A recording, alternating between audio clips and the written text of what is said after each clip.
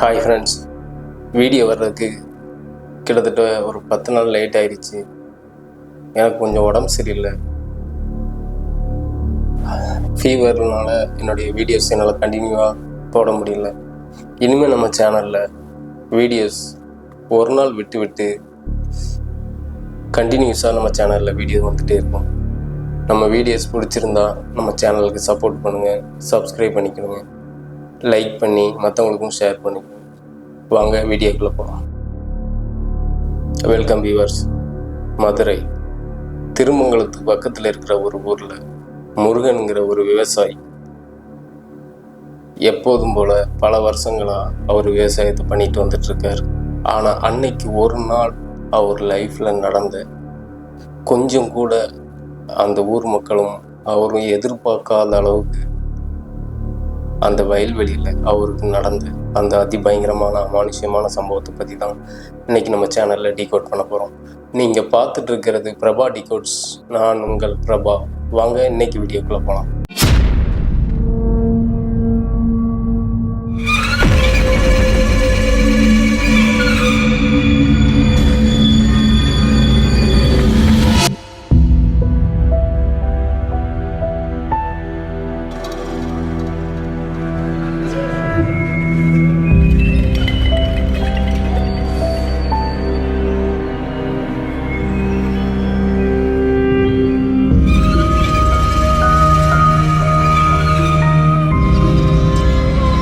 திருமங்கலம் பகுதியை சேர்ந்தவர் தான் முருகன். இவர் கிட்டத்தட்ட 20 வருஷமாக விவசாயம் பார்த்துட்டு வர்றாரு. இவருடைய நிலத்தில் நெல், வெண்டைக்காய், கத்திரிக்காய், தக்காளி இது எல்லாமே ஒவ்வொரு மகசூலுக்கு ஏற்ற மாதிரி இவர் மாற்றி மாற்றி பயிரிட்டுட்டே வந்துட்டு இருந்தார். நெல்லுக்கு பெரும்பாலும் நைட்டு போய் காவல் இருக்க தேவையில்லை. ஆனால் வெண்டைக்காய், கத்திரிக்காய், தக்காளி இந்த மாதிரி பயிரிட்டு இருக்கும்போது அது மேக்சிமம் நைட் நேரத்துலலாம் களவு போகிறதுக்கு அதிகமாக வாய்ப்பு இருக்குது. அதே மாதிரி இதுகளுக்கெல்லாம் அடிக்கடி தண்ணி பார்த்துக்கிட்டே இருக்கும்.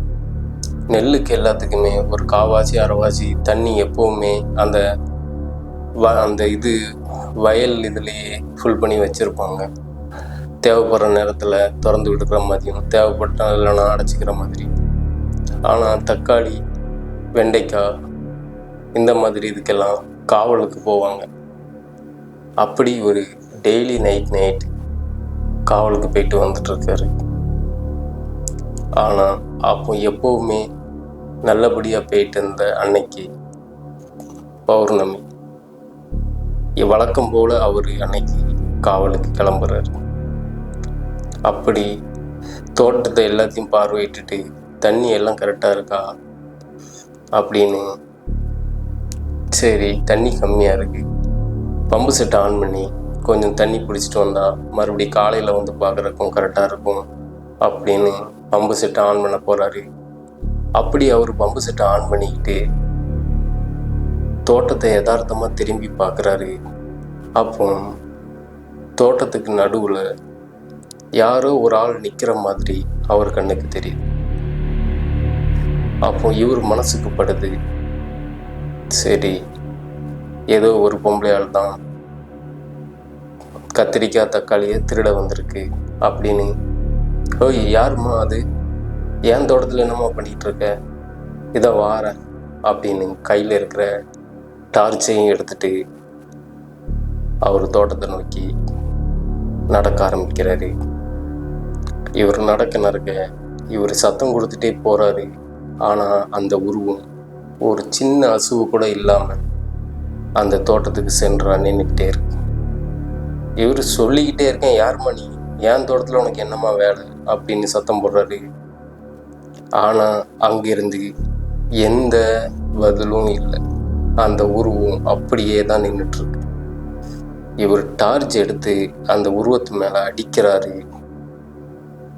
அப்போ அவர் கண்ட காட்சி,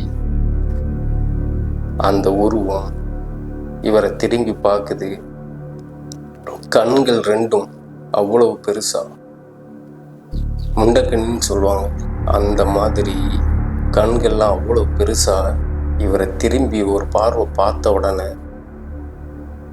இவர் கையில் இருந்த டார்ச்சும் கீழே விழுந்துட்டு இன்னொரு கையில் வச்சிருந்த அருவாக்கம் ரெண்டுமே கீழே விழுந்து வாய்க்கால் வரப்புல தடுமாறி விழுந்து எந்திரிச்சு ஓட ஆரம்பிக்கிறாரு. ஆனா இவர் ஓட ஓட பின்னாடியோ யாரோ தண்ணிக்குள்ள ஓடி வந்தா ஒரு சவுண்டு கேட்கும். தண்ணிக்குள்ளேயோ சகதிக்குள்ளேயோ ஆட்கள் யாரோ பின்னாடி நம்மளை துரத்திட்டு வந்தா ஒரு விதமான சத்தம் கேட்கும். அதே மாதிரி சத்தம் இவருக்கும் கேட்டிருக்கு. இவர் திரும்பி பார்த்துருக்காரு. திரும்பி பார்த்தா அவர் எந்த உருவத்தை பார்த்து பதறி அடிச்சு ஓடி வந்தாரோ அந்த உருவம் இவர் பின்னாடி ஓடி வந்துட்டு இருக்கு. இவர் மறுபடியும் ரொம்ப ஸ்பீடா ஓட ஆரம்பிக்கிறார். அங்க ஓட ஆரம்பிச்சவர் நேர வீட்டு வாசல்ல வந்து பொத்தடீர்னு விழுறாரு. இவங்க பொண்டாட்டி பிள்ளைகள் எல்லாருமே என்னாச்சுப்பா அப்படின்னு சொல்லி கேட்க, தோட்டத்துல பேய பார்த்தம்மா அப்படின்னு பதறி அடிச்சு போய் அவர் சொல்றாரு. என்னங்க சொல்றீங்க, தோட்டத்துல பேய பார்த்தீங்களா அப்படின்னு அவங்க பொண்டாட்டி பிள்ளைகள் எல்லாருமே ஆச்சரியமா என்கிட்ட கேட்காங்க. ஆமாடி, நான் தமிழ்ல தான்டி சொல்லிட்டு இருக்கேன். தோட்டத்துல பேய பார்த்தேன்டி. அச்சு அசலா ஒரு பெண் உருவம் அப்படியே நின்றுச்சு. நான் யாரோ திருட தான் வந்திருக்காங்கன்னு நினச்சி பக்கத்தில் போய் பார்த்தா அது பேய். நான் ஓடுறேன், அது பின்னாடியே என்னை துரத்திக்கிட்டு வருது அப்படின்னு சொல்ல, அடுத்த நாள் காலையில் ஊரில் உள்ள மக்கள்கிட்ட எல்லார்கிட்டையும் சொல்லி அவங்களையும் கூட்டிகிட்டு போய் அந்த தோட்டத்தில் பார்க்குறாங்க. அப்போ ஒரு வித்தியாசமான காலடி அவர் எந்த இடத்துல பார்த்தாரோ அதே இடத்துல ஒரு வித்தியாசமான காலடி, அதாவது மனிதனுடைய காலடின்னு இதை சொல்ல முடியாத அளவுக்கு அந்த காலடிகள் ரொம்பவும் வித்தியாசமா இருந்திருக்கு. அந்த காலடியிலே பின்தொடர்ந்து பார்த்தா அந்த காலடி நேரா ஒரு கல்லறைக்கு முன்னாடி போய் நிக்குது. அந்த கல்லறையில ஒரு பெண்ணோட பேர் எழுதி அந்த பெண்ணோட பிறந்த டேட்டும் இறந்த டேட்டும் போட்டு அந்த கல்லறையில எழுதி வச்சிருக்கு. இவரு நேத்து எந்த நேரத்துல அந்த ஆவியை பார்த்தாரோ அதே நாள் தான் அந்த பொண்ணு இறந்த நாள் அப்படின்னு அந்த வருஷத்தையும் இவர் நேத்து பார்த்த நாளையும் யோசிச்சு பார்க்காரு. அவருக்கு ஒரு செகண்ட் தூக்கி வாரி போடுது. நானும் இத்தனை நாளாக நைட்டு போயிட்டு இருக்கேன் காவலுக்கு, ஆனால் ஒரு நாளும் இந்த உருவத்தை நான் பார்த்ததில்லை. அப்போ அந்த பொண்ணுடைய இறந்த நாள் நேத்துனுடனே அந்த பொண்ணு உடைய ஆன்மா இந்த வயக்காட்டில் சுற்றிட்டு வந்திருக்கு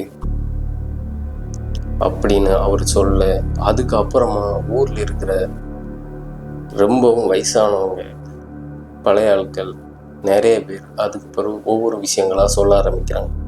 அதுதான் தனக்குன்னு ஒன்று நடக்காத வரைக்கும் இல்லை மற்றவங்களுக்கும் ஒன்று அதே விஷயங்கள் நடக்காத வரைக்கும் எல்லாருமே சைலண்டாக இருப்பாங்க. ஒரு ஆளுக்கு இப்படி நடந்துருச்சு அப்படின்னு சொன்னால் எல்லாருமே வரிசையில் ஆமாம் எனக்கும் அதே இடத்துல நடந்துச்சு அப்படிங்கிற மாதிரி உண்மையை சொல்லுவாங்க. அதே மாதிரி தான் இந்த கிராமத்துலேயும். ஆமாம், நானும் இதுக்கு முன்னாடி அந்த பெண்ணுடைய உருவத்தை நான் பார்த்துருக்கேன், ஆனால் அதை நான் நிறைய பேர்கிட்ட சொன்னேன், ஆனால் யாருமே நம்பலை அப்படின்னு ஒன்று. அங்கே இருக்கிற சின்ன சின்ன பசங்க எல்லாருமே சொல்கிறாங்க, ஆமாம் நாங்களும் நைட்டு அதில் சரக்கடிக்க போகும்போது அந்த கல்லறையில் ஒரு பொண்ணு உருவம் உட்கார்ந்து இருக்கிற மாதிரியே நாங்களும் நிறைய டைம் பார்த்துருக்கோம்.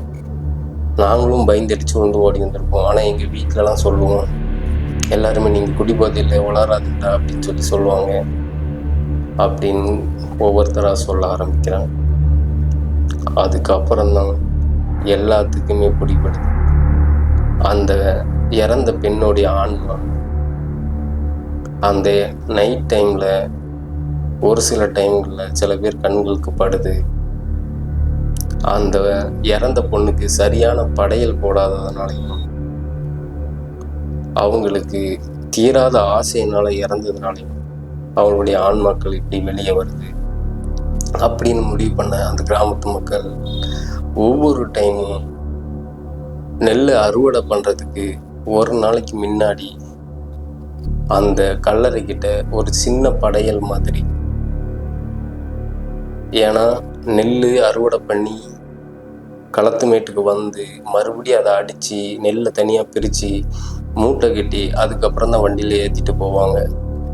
அப்போ அந்த வேலைகள் எல்லாமே நைட்டு பகலாக நடந்துட்டுருக்கும். அப்போ அங்கே இருக்கிறவங்களுக்கு எதுவுமே ஆகக்கூடாது, யாரும் எதை பார்த்தும் பயந்துடக்கூடாது அப்படிங்கிறதுக்காகவே வருஷம் அறுவடைக்கு முன்னாடி அந்த கல்லறைக்கு படையல் போட்டதுக்கப்புறம் தான் அறுவடையை ஆரம்பிக்கிறாங்க.